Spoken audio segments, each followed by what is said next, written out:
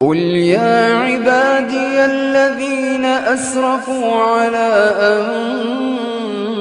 أَنفُسِهِمْ لَا تَقْنَطُوا مِن رَّحْمَةِ اللَّهِ ۚ إِنَّ اللَّهَ يَغْفِرُ الذُّنُوبَ جَمِيعًا ۚ إِنَّهُ هُوَ الْغَفُورُ الرَّحِيمُ وَأَنِيبُوا إِلَىٰ رَبِّكُمْ وَأَسْلِمُوا لَهُ مِن قَبْلِ أَن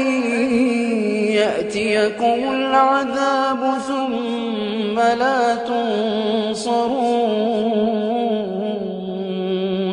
وَاتَّبِعُوا أَحْسَنَ مَا أُنزِلَ إِلَيْكُم مِّن رَّبِّكُم مِّن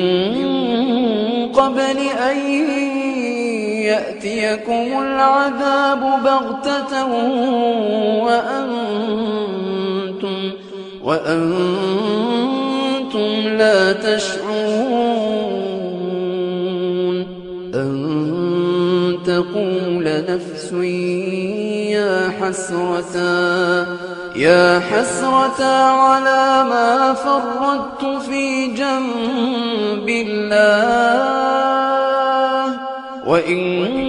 كُنتُ لَمِنَ السَّاخِرِينَ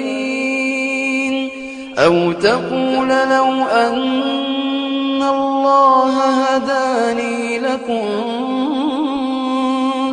لَكُنتُ مِنَ الْمُتَّقِينَ أَوْ تَقُولَ حِينَ تَرَى الْعَذَابَ لَوْ أَنَّ لِي كَرَّةً فَأَكُونَ مِنَ الْمُحْسِنِينَ